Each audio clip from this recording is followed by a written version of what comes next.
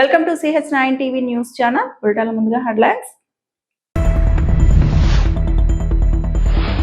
కృష్ణా గోదావరి సంగమంలో సీఎం చంద్రబాబు జలహారతి.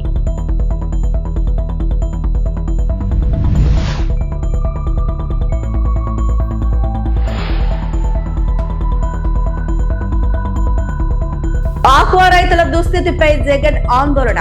చంద్రబాబు ప్రభుత్వంపై విమర్శలు.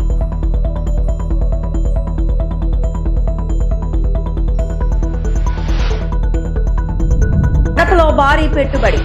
డాల్మియా రెండో ప్లాంట్ కు నారా లోకేష్ భూమి పూజ. పోలీస్ శాఖలో ఎస్ఐ కానిస్టేబుల్ ఉద్యోగాలు లక్ష్యంగా పెట్టుకుని సన్నద్ధమవుతున్న అభ్యర్థులకు తిరుపతి కుట్టి స్టడీ సర్కిల్ శుభవార్త అందించింది. ప్రతిభ కలిగిన అభ్యర్థులను ప్రోత్సహించి ఆర్థికంగా వెనుకబడిన విద్యార్థులకు నాణ్యమైన కోచింగ్ అందించాలనే లక్ష్యంతో జూలై 26వ తేదీన మెరిట్ ఆధారిత స్కాలర్షిప్ టెస్ట్ నిర్వహిస్తున్నట్లు కుట్టి స్టడీ సర్కిల్ నిర్వాహకులు పవన్ కుమారి రామకృష్ణ తెలిపారు. ఈ మేరకు బుధవారం తిరుపతిలోని ఎంఆర్ పల్లి సర్కిల్ వద్ద ఉన్న కుట్టి స్టడీ సర్కిల్ కార్యాలయంలో మీడియా సమావేశం నిర్వహించారు. ఈ సందర్భంగా వారు మాట్లాడుతూ ప్రభుత్వ ఉద్యోగాల సాధన కోసం కష్టపడి సిద్ధమవుతున్న యువతకు సరైన మార్గదర్శకత్వం, నాణ్యమైన కోచింగ్ అందించడం తమ సంస్థ ప్రధాన లక్ష్యమని పేర్కొన్నారు. పోలీసు ఉద్యోగాల కోసం ప్రతి సంవత్సరం వేలాది మంది యువత పోటీ పడుతున్నప్పటికీ సరైన శిక్షణ, అనుభవజ్ఞులైన అధ్యాపకుల మార్గనిర్దేశం లేకపోవడంతో చాలా మంది విజయానికి దూరం అవుతున్నారని చెప్పారు. అలాంటి అభ్యర్థులకు ప్రతిభను గుర్తించి ఉచితంగా కోచింగ్ అందించేందుకు ఈ మెరిట్ స్కాలర్షిప్ పరీక్షను నిర్వహిస్తున్నట్లు వివరించారు. అభ్యర్థులు ఈ అవకాశాన్ని సద్వినియోగం చేసుకుని స్కాలర్షిప్ పరీక్షల్లో పాల్గొని తమ లక్ష్యమైన పోలీసు ఉద్యోగాన్ని సాధించేందుకు కృషి చేయాలని నిర్వాహకులు పిలుపునిచ్చారు. స్కాలర్షిప్ టెస్ట్ కు సంబంధించిన వివరాల కోసం తిరుపతి కుట్టి స్టడీ సర్కిల్ ను నేరుగా సంప్రదించవచ్చని 9491844964 లేదా 8247598812 నెంబర్లను సంప్రదించాలని సూచించారు. మీ అందరి ఆర్కే మాస్టర్ కుట్టి స్టడీ సర్కిల్ వ్యవస్థాపకుని మరియు డైరెక్టర్ని. ఇవాళ మనం ప్రెస్ మీట్ని ఏర్పాటు చేయడానికి గల ప్రధాన కారణం ఆగస్టు నెల 15వ తారీఖున కూటమి ప్రభుత్వం జాబ్ క్యాలెండర్లో రెండవ భాగంగా నోటిఫికేషన్ అనేటువంటిది రిలీజ్ చేస్తూ ఉంది. అందులో భాగంగా ఎస్ఐ కానిస్టేబుల్, ఎస్ఐ పోస్టులు అనేటువంటివి 418, కానిస్టేబుల్ అనేటువంటిది 1937 పోస్టులు రిలీజ్ చేస్తూ జైలు వార్డర్లో కూడా అంటే డిపార్ట్మెంట్లో అత్యధిక భాగమైనటువంటి ఉద్యోగాల్ని విడుదల చేస్తుంది. కాబట్టి నిరుద్యోగ అభ్యర్థుల కోసం కుట్టి స్టడీ సర్కిల్ తిరుపతి చిత్తూరు నందు మనం ఈ కానిస్టేబుల్, ఎస్ఐ కోచింగ్ కోసం లాంగ్ టర్మ్ బ్యాచ్లు అనేటువంటివి ప్రారంభిస్తూ అదేవిధంగా ప్రత్యేకంగా తిరుపతి పరిసర ప్రాంతాలు లేదా ఉమ్మడి జిల్లా తిరుపతి, కడప, అనంతపూర్, రాయలసీమ ప్రాంతమైనటువంటి 4 మీ తల్లిదండ్రుల యొక్క ఆశయాలను, మీ తల్లిదండ్రుల యొక్క కోరికను నెరవేర్చుకోవాలని చెప్పి సవినయంగా తెలియజేయడం జరుగుతుంది. పేరు శ్యామ్. నేను కుట్టి స్టడీ సర్కిల్లో చదువుతున్నాను. నేను నా ఆక్యుపేషన్ అది నేను అవ్వాలనుకున్నది ఎస్ఐ మరియు గ్రూప్ 2. నేను ఫస్ట్ సెల్ఫ్గా చదువుకుందాం అనుకున్నాను. మళ్ళీ ఇక్కడికి వచ్చినాక ఒకసారి సందర్శిద్దాం అనేసి ఇక్కడికి వచ్చినాక సార్ వాళ్ళు, మేడం వాళ్ళు మాట్లాడిన దాన్ని బట్టి నేను ఎంత ఉన్నాను, ఆడ ఏం చదవాలా అనేసి తెలిసింది. దాని తర్వాత ఈడ జాయిన్ అయ్యాను. ఈడ జాయిన్ అయిన తర్వాత సార్ వాళ్ళు చాలా నాకు తెలియనివి చాలా నేర్పించారు. అలాగే టెస్టులు పెడుతున్నారు. ఆ టెస్ట్ వల్ల నేను ఇంకా చాలా ఇంప్రూవ్ అవుతున్నాను. ఇప్పుడు నాకు మొత్తం నమ్మకం వచ్చింది, నేను క్రాక్ చేయగలను. మీరు కూడా ఒకసారి నేను పలంనేరు నుంచి వచ్చాను. నేను గ్రూప్ 2కి ప్రిపేర్ అవుతాను.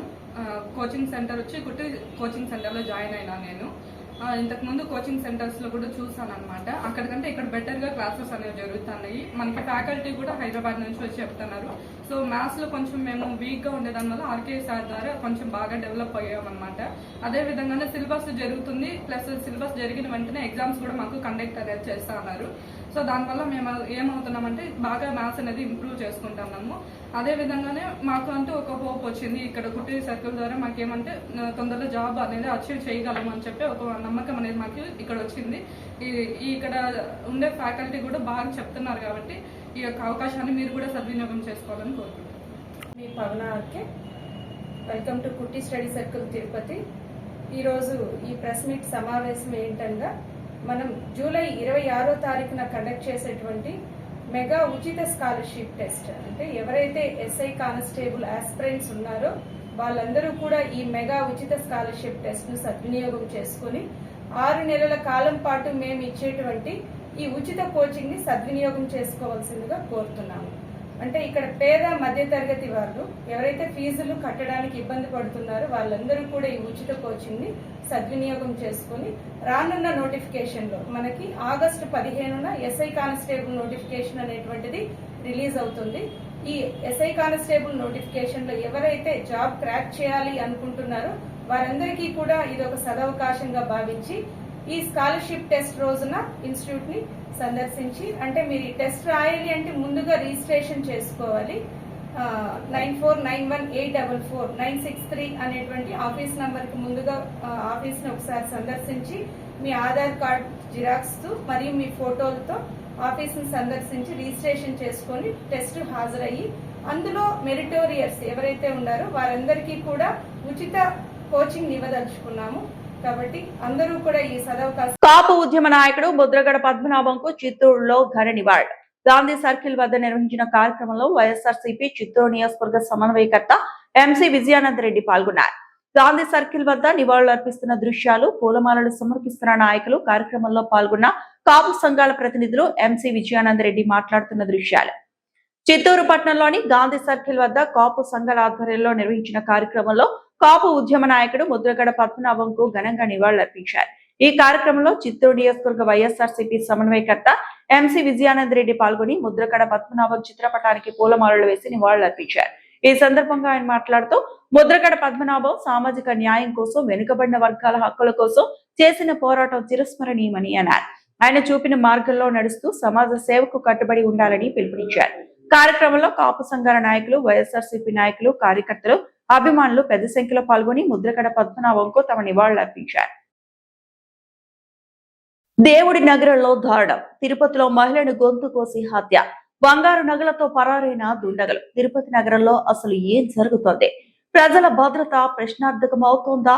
తిరుపతి నగరంలో మరో దారుణ ఘటన కలకలం రేపింది. రిటైర్డ్ బ్యాంక్ మేనేజర్ భార్య జ్యోతిని గుర్తు తెలియని దుండగులు ఇంట్లోనే అత్యంత దారుణంగా గొంతు కోసి హత్య చేశారు. తిరుపతి కేశవయ్యని గుంట 3వ లైన్లో జరిగిన ఈ ఘటన స్థానికంగా తీవ్ర భయాందోళనకు గురి చేసింది. ఇంట్లో ఆమె ఒంటరిగా ఉన్న సమయంలో దుండగులు ఇంట్లోకి ప్రవేశించి హత్య చేసి మెడలో ఉన్న బంగారు నగలను అపహరించినట్లు ప్రాథమిక సమాచారం. హత్య అనంతరం ఇంటికి తాళం వేసి నిందితులు పరారయ్యారు. కొద్దిసేపటి తర్వాత పని మనిషి ఇంటికి వచ్చి అనుమానం రావడంతో విషయం బయటపడింది. సమాచారం అందుకున్న తిరుపతి ఈస్ట్ పోలీసులు, ఎంఆర్పల్లి పోలీసులు వెంటనే ఘటనా స్థలానికి చేరుకొని కేసు నమోదు చేసి దర్యాప్తు ప్రారంభించారు. క్లూస్ టీం, ఫోరెన్సిక్ నిపుణులు ఆధారాలు సేకరిస్తున్నారు. తిరుపతి భక్తుల నగరమా లేక నేరస్తులకు అడ్డాగా మారుతోందా? పగలు రాత్రి లేకుండా వరుస నేరాలు ప్రజల్లో భయాందోళనలు పెంచుతున్నాయి. మహిళల భద్రత ఎక్కడ? వృద్ధుల రక్షణకు ఎవరు బాధ్యత? నేరాలకు అడ్డుకట్ట ఎప్పుడు? తిరుపతి ప్రజలు ఇప్పుడు ఇదే ప్రశ్నిస్తున్నారు. నిందితులను వెంటనే అరెస్టు చేసి కఠిన చర్యలు తీసుకోవాలని స్థానికులు పోలీసు అధికారులను డిమాండ్ చేస్తున్నారు.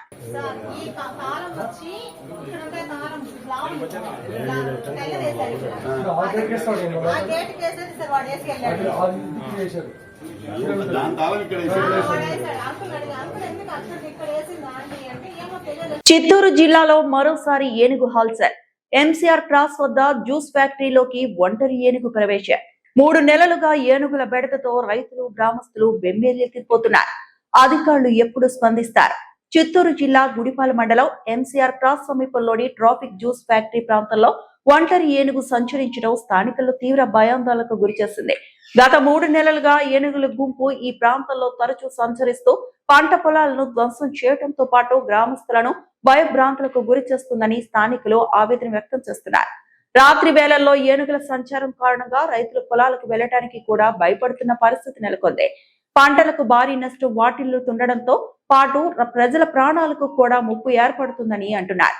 అటవీ శాఖ అధికారులు, జిల్లా యంత్రాంగం వెంటనే స్పందించి ఏనుగులను అటవీ ప్రాంతానికి తరలించడంతో పాటు ప్రజల ప్రాణాలు మరియు పంటలను రక్షించేందుకు శాశ్వత చర్యలు చేపట్టాలని స్థానికులు విజ్ఞప్తి చేస్తున్నారు. ఏనుగుల సంచారం కొనసాగుతుండటంతో గ్రామాల్లో భయాందోళనలు నెలకొన్నాయి. సంబంధిత అధికారులు వెంటనే స్పందించి తగిన చర్యలు తీసుకోవాలని ప్రజలు కోరుతున్నారు.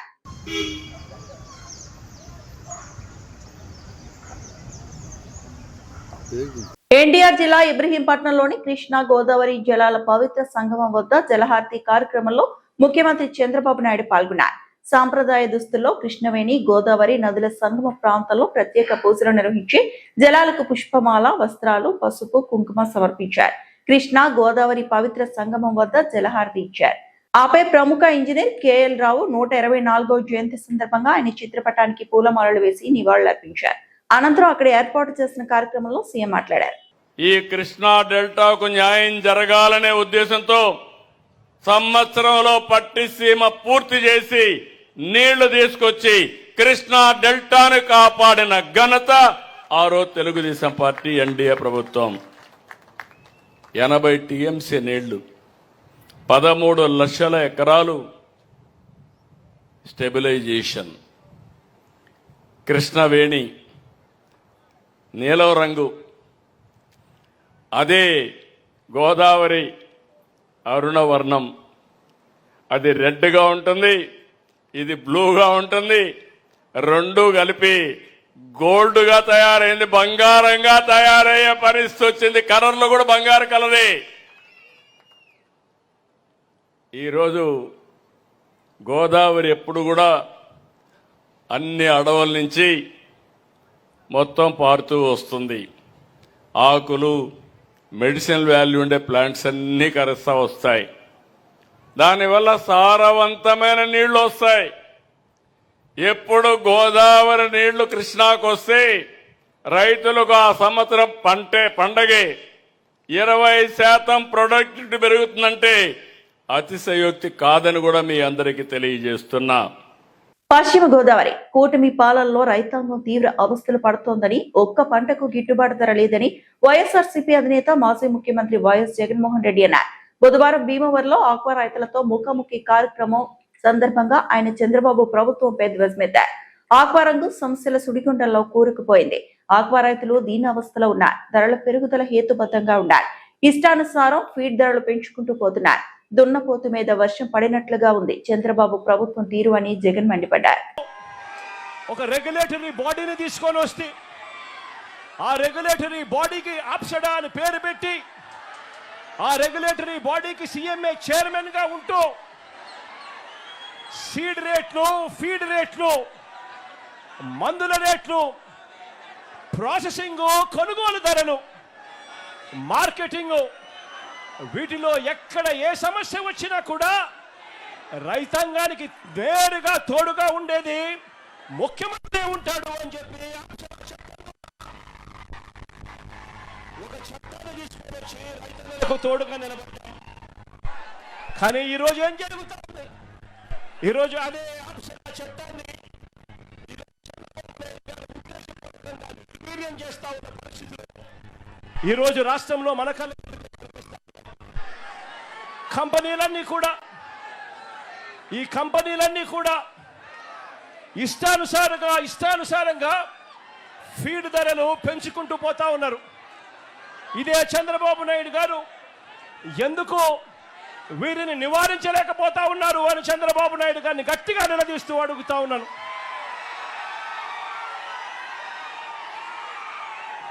కేవలం 4 నెలల కాలంలోనే అంటే మొన్న ఫిబ్రవరిలో ఒకసారి రేటు పెంచారు. ఆ తర్వాత మరోసారి మళ్ళీ జూన్ వచ్చేసరికి 4 నెలలు తిరక్క మునిపే మళ్ళీ ఒకసారి రేటు పెంచారు. ఏకంగా కేజీకి 14 రూపాయల నుంచి 16 రూపాయలు ఫీడ్ రేట్లు ఎడాపెడా పెంచుకుంటూ పోయారు.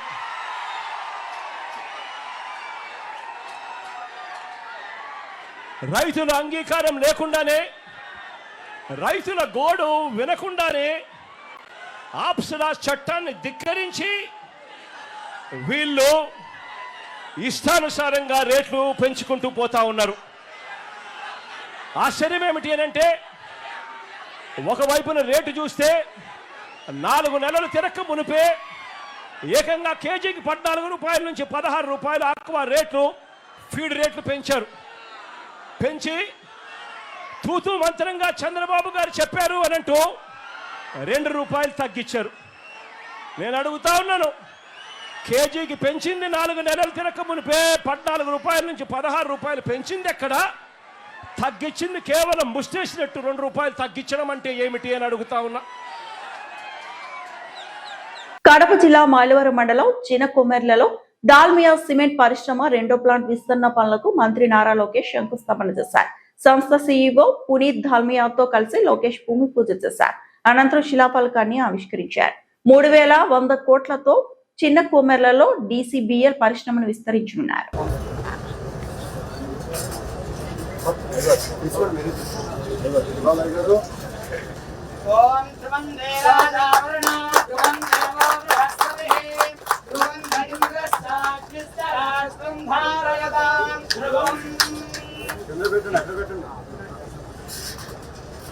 బిర్లా గారు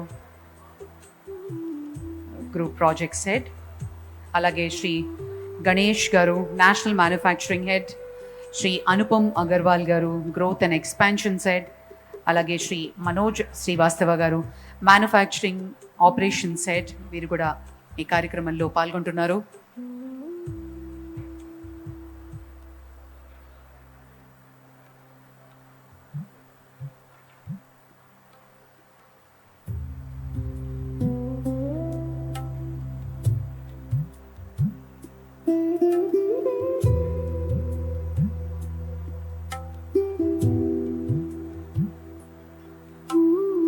శిలాఫలక ఆవిష్కరణ జరిగింది.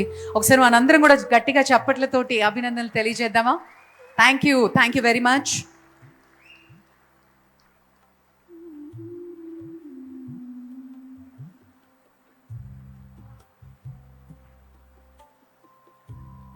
ఎంతో ప్రతిష్టాత్మకంగా మరియు ఎన్నో దశాబ్దాలుగా దాల్మియా మన భారతదేశంలో సుస్థిర స్థానాన్ని సంపాదించుకుని ఈరోజు మరి మరొక ఎక్స్పాన్షన్ ప్లాన్లో భాగంగా కడప సిమెంట్ ప్లాన్ శంకుస్థాపన మరియు శిలాఫలక ఆవిష్కరణ కార్యక్రమం జరుగుతోంది.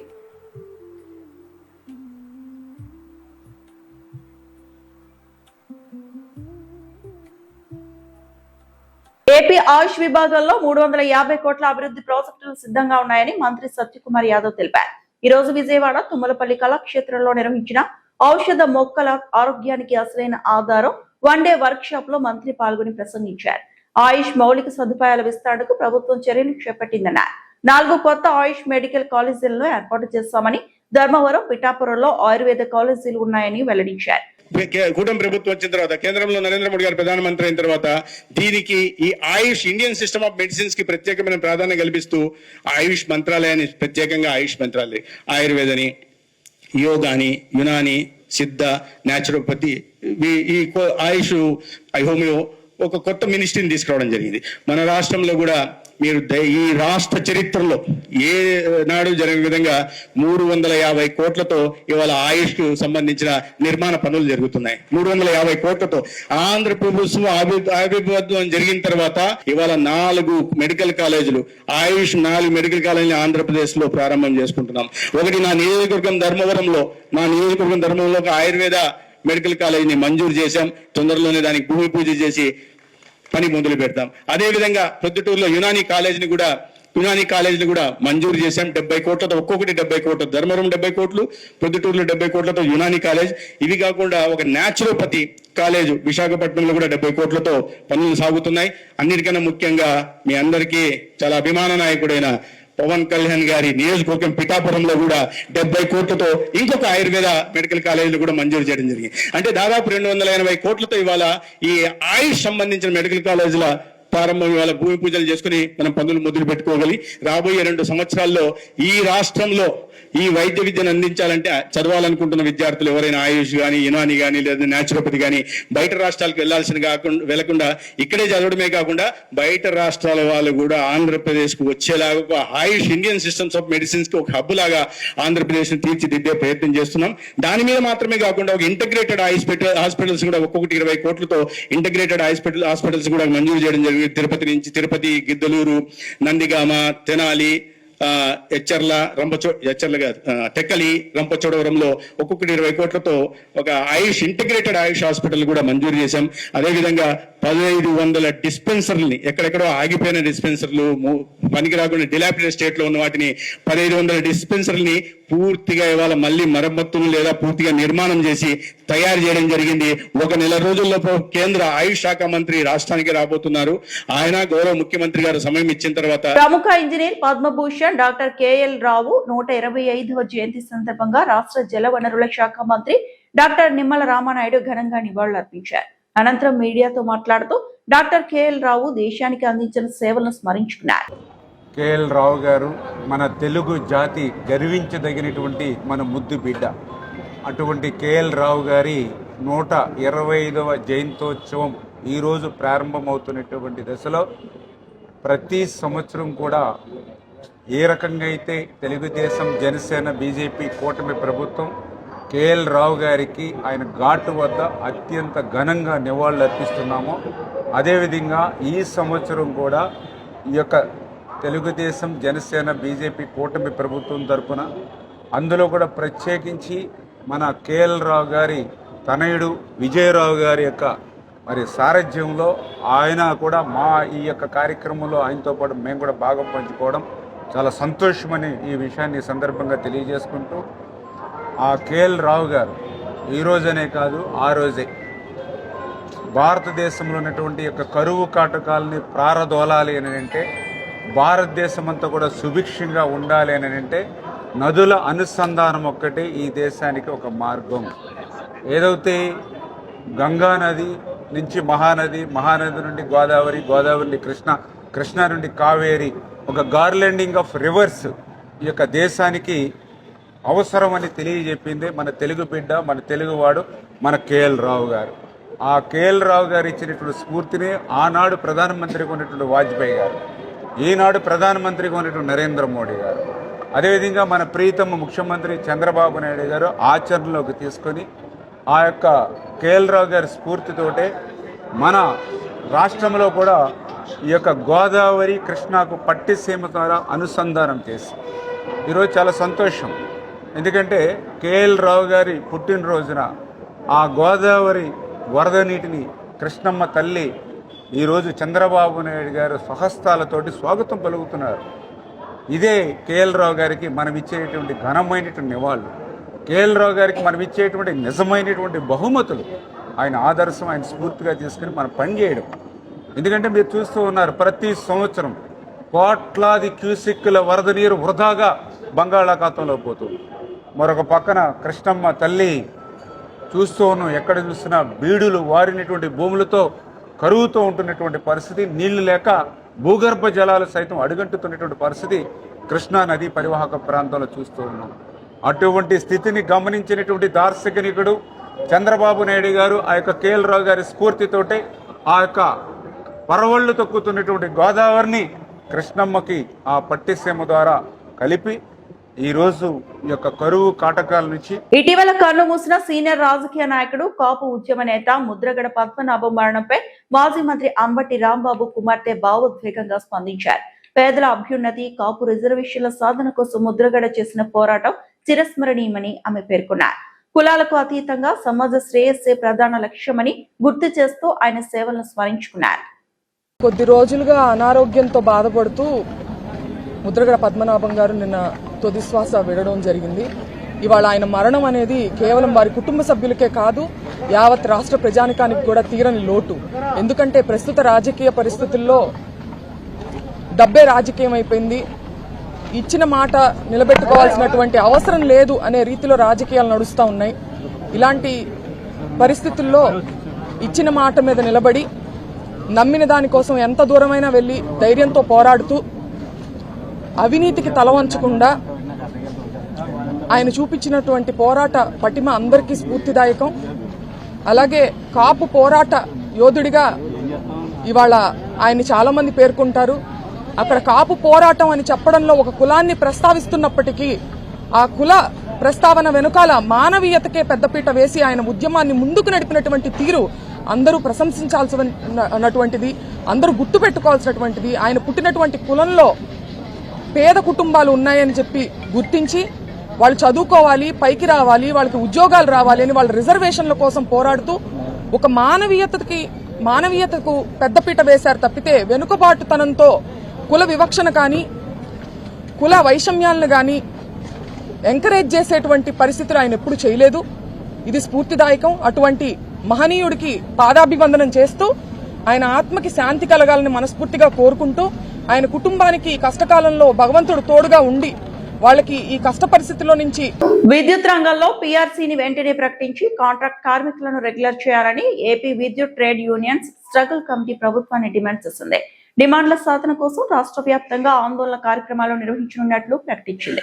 ముందుగా లక్ష్మీపురం సర్కిల్ నుంచి నిరసనగా ర్యాలీ నిర్వహించి ఏపీ ఎస్పీడీసీఎల్ కార్యాలయం ముందు నిరసన వ్యక్తం చేశారు.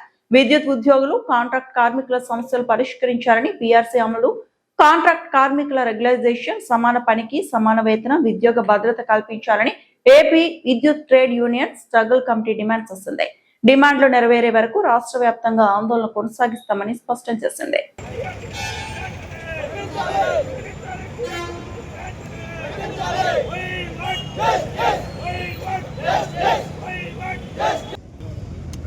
5 విద్యుత్ సంస్థల్లో సుమారు 26,000 మంది కాంట్రాక్ట్ కార్మికులు 15 నుంచి 20 సంవత్సరాలుగా అతి తక్కువ వేతనాలతో పనిచేస్తూ ఉన్నారు. ఉమ్మడి రాష్ట్రంలో ఉన్నటువంటి తెలంగాణ విడిపోయిన తర్వాత తెలంగాణలో విద్యుత్ కార్మికులను సంస్థలో విలీనం చేసుకుని వారికి 48,000 తెలంగాణ ప్రభుత్వం. కానీ ఆంధ్రప్రదేశ్లో ఉన్నటువంటి కాంట్రాక్ట్ కార్మికులు ఏం పాపం చేసినారో తెలియడంలా. ప్రభుత్వాలలోకి వచ్చే ముందు ప్రతి పార్టీ విద్యుత్ కార్మికులకు న్యాయం చేస్తామని చెప్పేసి చెప్తా ఉన్నారు, హామీలు ఇస్తా ఉన్నారు. అధికారంలోకి వచ్చిన తర్వాత కాంట్రాక్ట్ కార్మికులను విస్మరిస్తా ఉన్నారు, వారి సమస్యలను పట్టించుకోవడం లేదు. అట్లే విద్యుత్ ఉద్యోగులకు రావాల్సినటువంటి వేతన సవరణ ఏప్రిల్ 1వ తారీఖు నుంచి నూతన వేతన సవరణ జరగాల్సింటే ఇప్పటి వరకు కూడా కనీసం వేతన సవరణ కమిటీని కూడా ఇవాళ విద్యుత్ సంస్థలు నియామకం చేయలేదు. అట్లే 4 డిఏలు పెండింగ్లో ఉన్నాయి, ఇప్పటి వరకు ఆ డిఏలు ఇవ్వలేదు. నిన్ననే రాష్ట్ర ప్రభుత్వ ఉద్యోగులకు ఉన్నటువంటి వాళ్ళకు 2004 వరకు నియామకమైనటువంటి వాళ్ళకు పెన్షన్ సౌకర్యం కల్పిస్తూ జీపీఎఫ్లోకి మార్పు చేస్తూ జీవో నెంబర్ 53 విడుదల చేసింది. కానీ విద్యుత్ సంస్థల్లో పనిచేస్తున్నటువంటి ఉద్యోగులకు మాత్రం ఆ డిఏను వర్తింపజేలా ఇప్పటి వరకు వీళ్ళకి పెన్షన్ అనేటువంటిది కూడా ఇవ్వాల. ప్రభుత్వాల్లోకి వచ్చే ముందు ఒకటి చెప్తా ఉన్నారు, వచ్చిన తర్వాత విద్యుత్ కార్మికులకు అన్యాయం చేస్తూ ఉన్నారు. ఇవాళ విద్యుత్ సంస్థలు, ఆంధ్రప్రదేశ్ విద్యుత్ సంస్థలు భారతదేశంలోనే చాలా గొప్ప అత్యుత్తమమైనటువంటి ప్రతిభ కనబరుస్తూ ఉన్నాయని చెప్పేసి ప్రభుత్వాలు ఒకవైపున ప్రకటిస్తూ ఉన్నాయి. అత్యుత్తమమైనటువంటి ప్రతిభను కనబరుస్తూ విద్యుత్ సంస్థను లాభాల్లోకి తీసుకొస్తున్నటువంటి విద్యుత్ కార్మికులకు, ఉద్యోగులకు ఇవ్వాల్సినటువంటి డిఏల విషయంలో కానీ, పీఆర్సీ విషయంలో కానీ, వాళ్ళని రెగ్యులరైజ్ చేసేటువంటి విషయంలో కానీ ప్రభుత్వాలు ఏమాత్రం పట్టించుకోకుండా అనకాపల్లి జిల్లా పరవాడ జవహర్లాల్ ఫార్మాసిటీలో అగ్ని ప్రమాదం జరిగింది. Sri Sai Chandana AP private limited production block 2లో రాత్రి 12 గంటలకు అగ్ని ప్రమాదం కారణంగా భారీగా మంటలు ఎగిసిపడుతున్నాయి. 10 ఫైర్ ఇంజన్ల సహాయంతో మంటలు అదుపు చేశారు. ఏ బ్లాక్ లో సుమారుగా 40 మంది కార్మికులు విధులు నిర్వహిస్తున్నారు. ఎవరికి ఎటువంటి ప్రాణ నష్టం లేకపోవడంతో యాజమాన్యం అధికారులు ఊపిరి పీల్చుకున్నారు. ఇప్పటికే మంటలు అదుపులోకి వచ్చాయి. వరుస ప్రమాదాలతో ఫార్మాసిటీ మరోసారి ఉలిక్కిపడింది. మొన్న టొరంటో ఫార్మా, నిన్న Lohitha life sciences private limited, నేడు Shri Sai Chandra AP private limited లో ప్రమాదాలు జరగడంతో కార్మిక వర్గాల్లో ఆందోళన మొదలైంది. ఇక ఇదే విషయంపై pharma city staff and workers unions గౌరవ అధ్యక్షుడు గణేశెట్టి సత్యనారాయణ మాట్లాడారు.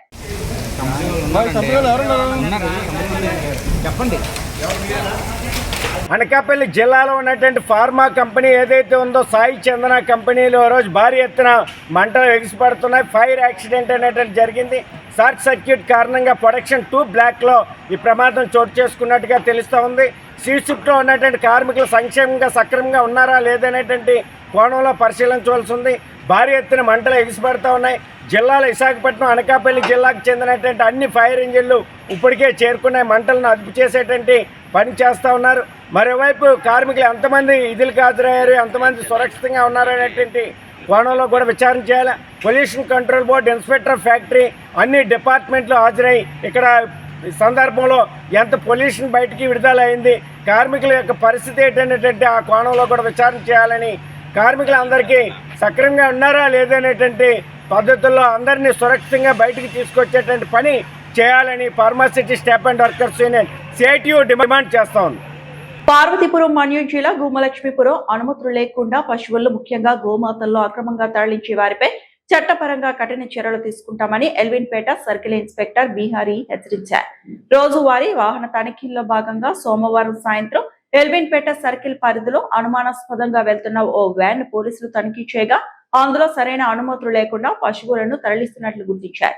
దీంతో వాహనాన్ని స్వాధీనం చేసుకుని పశువులను సమీప గోశాలకు తరలించి సంబంధిత వ్యక్తులపై కేసు నమోదు చేశారు. అదేవిధంగా మంగళవారం ఉదయం నిర్వహించిన ప్రత్యేక తనిఖీల్లో మరోసారి పశువుల రవాణా వాహనాన్ని అడ్డుకొని పరిశీలించగా అవసరమైన అనుమతి పత్రాలు లేకపోవడంతో ఆ వాహనాన్ని కూడా సీజ్ చేసి పశువులను గోశాలకు తరలించారు. సంబంధిత వారిపై మరో కేసు నమోదు చేశారు. ఈ సందర్భంగా సీఎం బీహారీ మాట్లాడుతూ అక్రమంగా పశువులు తరలించే వారిపై నిరంతరం నిఘా ఉంచామని, ఇలాంటి చర్యలకు పాల్పడితే చట్టపరమైన కఠిన చర్యలు తీసుకుంటామని స్పష్టం చేశారు. అలాగే గంజాయి, ఇతర మత్తు పదార్థాల అక్రమ రవాణాను అరికట్టేందుకు కూడా ఎప్పటికప్పుడు వాహన తనిఖీలు నిర్వహిస్తున్నామని తెలిపారు. ఈ మీడియా సమావేశంలో ఎల్విన్పేట సబ్ ఇన్స్పెక్టర్ శివప్రసాద్ తో పాటు పోలీస్ సిబ్బంది పాల్గొన్నారు. నిన్న ఈరోజు మా ఎల్విన్పేట సర్కిల్ పరిధిలో పశువులను అక్రమంగా రవాణా చేస్తున్నారని ముందస్తు సమాచారం మేరకు నిన్న ఎల్విన్పేట పోలీస్ స్టేషన్ పరిధిలో ఒక 13 పశువుల్ని, అదేవిధంగా దాంతోపాటు ఒక బొలెరో వ్యాన్ని సీజ్ చేయడం జరిగింది. అదేవిధంగా ఈరోజు కూడా పశువుల్ని కొంతమంది అక్రమంగా రవాణా చేస్తున్నారని తెలిస్తే అది కూడా పట్టుకుని ఒక బొలెరో వెహికల్ని 11 పశువుల్ని సీజ్ చేసి పశువుల్ని గోశాలకు పంపించడం జరిగింది. వెహికల్స్ అన్నమాట స్టేషన్లో పెట్టడం జరిగింది సీజ్ చేసి. ఇది గౌరవ ఎస్పీ శ్రీ మాధవ్ రెడ్డి గారు ఆదేశాల మేరకు మేము మా సర్కిల్ పరిధిలో అక్రమ రవాణా జరుగుతున్నటువంటి ప్రతి విషయంలోనూ కూడా మేము పటిష్టంగా చర్యలు తీసుకొని ఈ యొక్క పశువుల అక్రమ రవాణా మీద కేసులు రిజిస్టర్ చేయడం జరుగుతుంది. దీంతో పాటుగా ఎస్పీ గారి ఆదేశాల మేరకు మా ఎల్విన్పేటలో ఏర్పాటు చేయబడిన చెక్ పోస్ట్లో ఒక్కొక్క ఎస్ఐ గారిని, రోజుకు ఒక ఎస్ఐ గారిని నియమించడం జరిగింది. అటువైపు నుంచి పశువుల అక్రమాతో పాటుగా గంజాయి కానీ, డ్రగ్స్ కానీ. ఈ వార్తలు ఇంతటితో సమాప్తం.